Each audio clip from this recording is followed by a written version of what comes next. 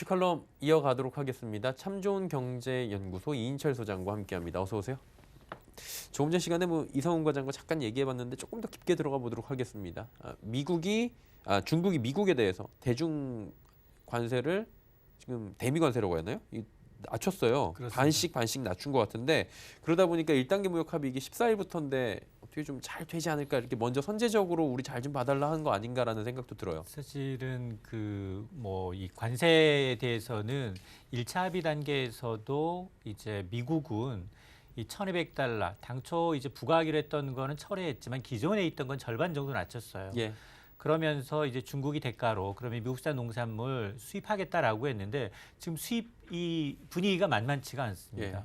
우한적 철폐했죠. 그리고 이제 철폐된 지역이 점점 늘어나고 있어요. 이 상황에서 미국산 수입이 불가능합니다. 그러면 이 뭔가 팁을 줘야 되는데 1차 합의에는 없지만 우리가 약속은 못 지키지만 적어도 이런 성의를 보일게. 이게 바로 미국산 수입품 750억 달러에 대해서 똑같은 방식이에요. 미국처럼. 예. 기존에 10% 받았던 관세는 절반으로 또 5% 받았던 관세는 2.5% 절반으로 똑같이 낮춰서 이건 트럼프와 미국의 어떤 전략이 아닌가. 앞으로 계속해서 이런 식으로 지금 남아있는 관세를 없애거나 절반 정도로 낮추면서 이건 1단계 합의의 후속 조치이지 새로운 건수가 아니에요. 그럼에도 불구하고 뉴욕 증시는 사상 최고를 최고치. 기록하고 있습니다. 그러니까 뭔가 선물을 준 것처럼 보이는데 속내막을 들여다보면 아무것도 아니다. 양국의 이제 협상 전략 중에 하나다라는 생각이 좀 들고요. 그래서 이번에도 그렇습니다. 마찬가지로 이제 이렇게 관세를 인하하면서 중국 당국은 미국 양국이 합의를 약속을 지키면서 시장의 신뢰를 높이기 위한 조치일 뿐만 아니라 궁극적으로는 예. 모든 관세를 다 철폐하는 게 목적이다라고 밝히고 있는 겁니다. 반면 미국 상무부는 4월부터 환율 조작으로 이득을 본 외국 기업에서 수출하는 제품에 상계 관세 물린다 뭐 이런 얘기가 있잖아요. 이게 원래 네. 미 재무부는 미국의 대미 흑자가 많은 이 국가를 상대로 해서 4월, 10월 두 번에 걸쳐서 환율 보고서를 보고서를 만듭니다. 네. 그 보고서에 따라서 정말로 심각하게 인위적으로 자국의 해퍼 가치를 낮춰서 이득을 취했느냐 이런 걸 이제 환율 조작국을 지정을 하고 네. 그 기준이 세 가지 정도가 있어요. 그 기준 세 가지 중에서 이제 두 가지 이하일 경우 세 가지를 전부 다 만족시킬 경우에는 환율 조작국이지만 네. 그렇지 않을 경우는 관찰 대상국 워치리스트예요. 우리가 관찰 대상국이죠. 계속. 맞습니다. 우리나라는 계속해서 관찰 대상국이고 그 기준 세 개가 뭐냐? 일단 이제 미국 내 이제 그 무역 적자, 무역 흑자가 한 200억 달러 이상 벌어들이는 국가인지 예. 그리고 그 규모가 GDP 대비 2%를 넘는지 그리고 한쪽 방향으로 환율을 인위적으로 낮추는지 이런 걸 보는데 우리도 워치리스트 환율 관찰 대상국이지만 중국도 사실은 지난해 5월 이전에는 환율 관찰 대상국이었습니다. 갑자기 트럼프 대통령이 빼줬어요. 그렇죠. 환율 조작국으로 지정을 했고 예. 그리고 난 다음에 이제 차츰 차일피일 미루다가 이제 다시 워치리스트로 낮췄는데 이거는 매년 있었던 것이지만 그러나 지금 이 트럼프 대통령 입장에서는 일단 탄핵 정국에서 벗어났어요. 그럼 외교 문제를 이제 성과로 해서 자신의 11월 이제 대선에 예. 어떤 이제 플러스 알파를 내기 위해서는 뭔가 이제 하는 행동을 되죠. 보여야 됩니다. 그런 이제 와중에 환율 조작국이라는 카드를 꺼내게 되면 가장 민감한 게 어디냐? 중국, 그리고 한국, 그리고 일본, 예. 그리고 유럽도 있어요. 이런 이제 국가들을 상대로 해서 뭔가 더 협상에서 얻어나겠다는 협상 전략이지 실제로 환율 조작국으로 지정할 가능성은 굉장히 낮습니다. 그러니까 뭐 우리가 얘기할 때 약점 같은 거 있으면 그 집 아들이라고 얘기하면서 시작하는 한번 거랑 긁어부스럼을 만들어서 예. 이 미국이 갖고 있는 카드가 이런 것도 있구나라고 이제 상기시켜주는 측면이 있는 거죠. 참 이런 협상 잘하는 것 같아요.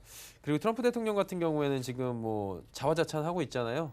뭐 다음 대선 행보에 대해서도 자신감을 굉장히 피력하고 있는 게 탄핵 정국 두 가지에 대해서 표결이 있는데 둘 다 뭐 공화당이 이긴 것 같더라고요. 맞습니다. 예. 이 두 가지 안이 하나는 권력을 남용했느냐, 하나는 의회를 방해했느냐. 이 우크라이나 스카이들에 대해서 사실 이전에 이제 조 바이든 전 부통령 부자에 대한 수사를 우크라이나 대통령한테 종용하면서 군사 원조까지 연계했다라는 이제 의혹을 받았고 예. 이게 다시 탄핵의 사유였었는데 뭐 하원은 무난히 통과를 했습니다만 상원은 워낙에 공화당이 탄탄하죠. 예상이 뭐 정적 이 상원의 경우는 100명이에요. 100명 가운데 과반 이상이 지금 공화당입니다. 그러니까 이제 예상도 올라가게 되면 부결될 것이다라는 의견이 압도적으로 많은 상황이었기 때문에 이건 별 의견 없이 두 안건 모두 다 부결이 됐습니다. 그러니까 이제 트럼프 대통령 입장에서는 이제 완전히 이제 낙인 효과에서는 좀 벗어나서 11월 총선에 올인할 수 있는 분위기예요. 그럼에도 불구하고 지금 민주당은 계속해서 이 안건을 계속 끌고 가고 싶은 거예요. 긁어부스를 만들고 싶은데 우리도 아마 이런 경험이 있어요. 과거에 보면 대통령의 탄핵 사유로 해서 탄핵 사유가 안 되는데도 불구하고 계속 긁어부스를 하면 되면 그건 국민들로부터 호감을 사지 그렇습니다. 호감을 갖지 못하거든요. 비호감을 계속 건드리는 거예요. 그렇게 되면 이 11월 총선에서 굉장히 부정적입니다. 저는 이거는 이제 민주당이 굉장히 잘못된 전략이다라고 생각을 합니다. 네. 그 공화당 이탈표가 그래도 한 표 나왔다고는 하더라고요. 한 표가 나오긴 나왔지만 거의 전체가 다 대부분 다 단결했다고 봐야 될 겁니다. 그 정도면 합심한 거죠. 네. 그리고 코로나 바이러스 얘기를 해봐야 되는 게 중국 2월 유류 소비가 뭐 25% 급감할 것이다라고 하는 건데 이게 중국이 뭐 소비가 줄어들게 되면 전 세계에 이제 미친 영향이 워낙에 크잖아요. 맞습니다. 지금 올해 이제 블룸버그는 이 중국 우한발 이 폐렴으로 인해서 신종 코로나 바이러스로 인해서 중국 경제가 당초 1분기 6% 넘는 성장세에서 4%로 떨어질 수밖에 없다는 거예요. 자, 중국 경제가 안 좋으면 위안화 가치는 떨어집니다. 이게 아마 미국이 또 우려하는 부분이기도 하고요. 네. 그러다 보니까 지금 당장 소비가 안 좋아요. 소비 안 좋을 수밖에 없죠. 다 폐쇄돼 있고 이동을 못하게 하고 있고 그런 상황에서 이제 유류 소비, 이동 제한하고 있고 여행 제한하고 있고 이러다 보니까 유류 소비는 당분간 굉장히 줄어들 가능성이 높습니다. 특히 2월 중국의 소비량이 1년 전과 비교하면 25% 4분의 1 토막이 났습니다. 이게 이 춘절 연휴는 이동도 많이 하고 굉장히 많은 자동차가 왔다 갔다 해야 될 소비가 늘 텐데 그게 지금 안 되고 있다는 거거든요.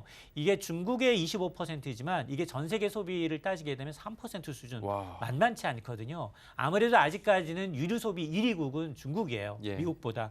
자, 그러다 보니까 이런 상황에서 지금 오히려 국제 유가는 배럴당 서부텍사스산 중진류 기준 $50 아래로 떨어지고 있거든요.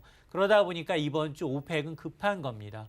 빨리 이걸 좀 어떻게 해야든 감사를 통해서 이 국제유가 떨어진 국제유가를 조절하고 싶은데 러시아가 비산유국인 러시아가 지금 반대예요. 그러니까. 맞습니다. 그러다 보니까 50만 배럴 아니 60만 배럴 100만 원 정도는 좀 하지라고는 얘기하고 있지만 합의는 안 되고 있지만 합의한다 하더라도 이행될지 여부는 지금 미지수예요. 그리고 순수하게 중국의 소비만을 놓고 보면 지금 이 사태가 지금 계속해서 초기 국면임에도 불구하고 지금 확진자 수 그리고 사망자 수가 계속 기하급수적으로 늘고 있는 상황이거든요.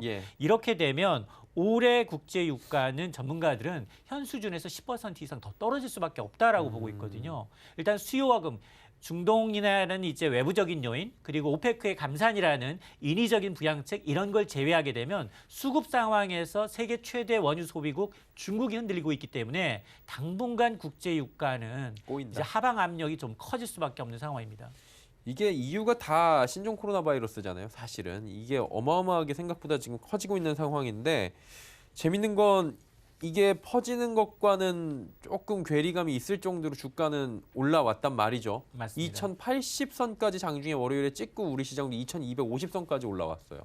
이게 어떻게 봐야 되는 겁니까? 그러니까 이제 그 사이에 사실은 그 중국은 8% 넘는 이제 춘절 연휴 첫날 급락세를 메꾸기 위해서 시장에 돈을 엄청나게 쏟아붓고 있습니다.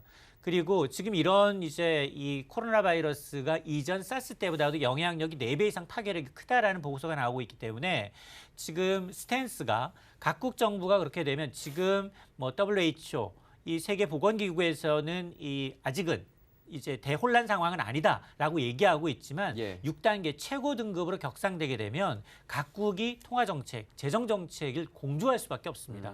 그러다 보니까 시장에선 선반영되고 있는 거죠.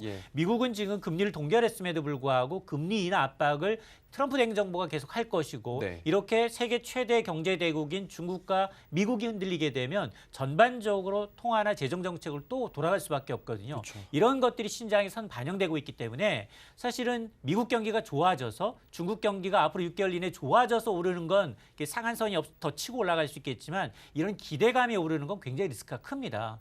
호재가 없는 상황에서 다시 기대감이 올랐다는 건 다시 박스권 내로 왔다 갔다 할 가능성이 높다라는 거거든요. 그러니까 펀더멘털 다시 한번 이런 상황에서도 이제 실적에 좀 주시할 필요는 있어 보입니다. 네, 실적 위주로 좀 보자라고 말씀을 해 주셨습니다.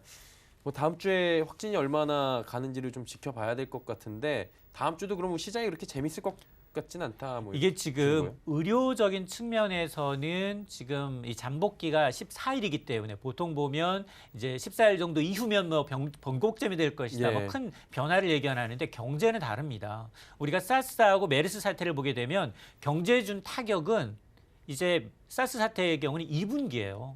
6개월 동안 우리가 마이너스 역성장을 했습니다. 그렇기 때문에 이번 지금 이게 이 바이러스라는 거는 열에 약하거든요. 예. 그러니까 날씨가 좋아지면 풀리게 되면 풀리겠지만 그렇지 않고 지금 상황대로 백신도 개발되지 않은 상황에서 계속 6개월 정도 가게 되면 우리는 지난해 2% 성장 간신히 했어요. 네. 10년 만에 최악이었습니다. 올해 2.4가 아니라 2% 아래로 추락할 수 있습니다. 그래서 아마 지금 정부 입장에서는 추경을 하고 싶어요. 예. 근데 1월이기 때문에 지금 예산 지금 잉크도 안 마른 상황에서 또 추경하느냐 4월 선거 앞두고 퍼주기 아니냐라는 논란 때문에 고양이 목에 누가 방울 달아주기를 기대하고 있는 상황이거든요.